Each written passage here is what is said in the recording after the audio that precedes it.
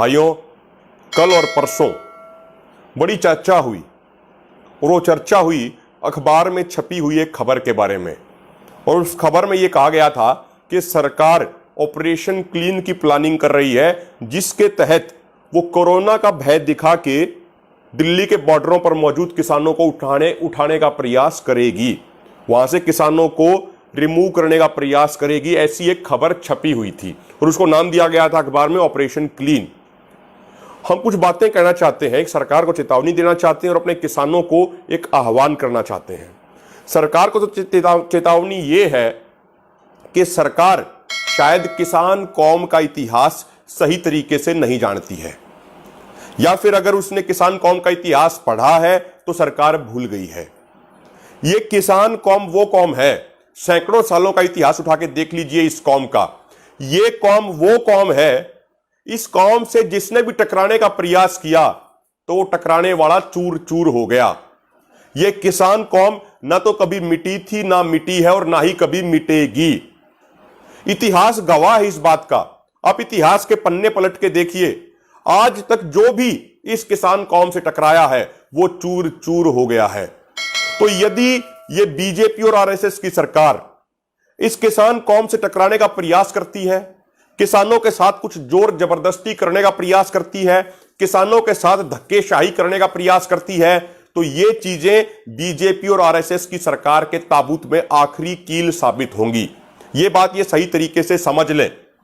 28 जनवरी को वो गाजीपुर का दिन याद होगा बीजेपी आरएसएस की सरकार को, जब इन्होंने किसानों के साथ धक्काशाही करने का प्रयास किया था। तो उस दिन बहुत ज्यादा कोहरा था, कुछ दिख नहीं रहा था। उसके बाद भी हजारों लाखों किसान दिल्ली के बॉर्डरों की तरफ कूच कर गए थे। तो यदि सरकार अब दोबारा से ऐसी कोई गलती करने का प्रयास करती है तो यह गलती सरकार को बड़ी महंगी पड़ने वाली है।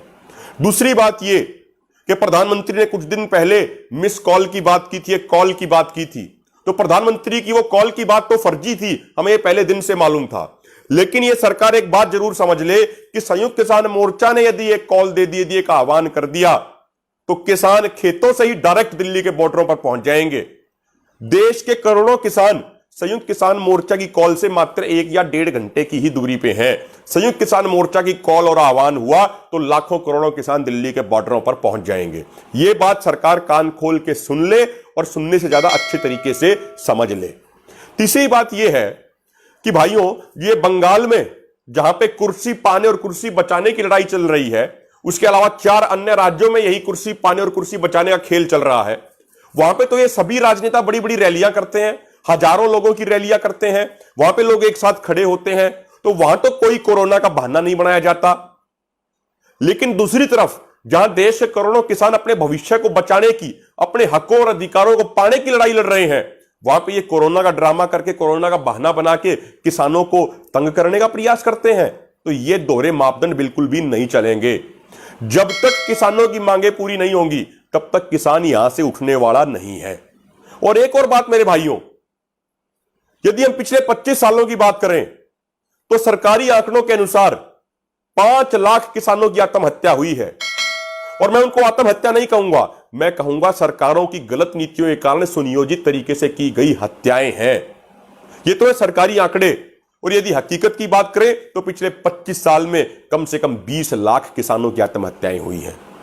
तो जब वो 20 लाख किसानों की मौत हुई तब तो किसी ने बात नहीं की।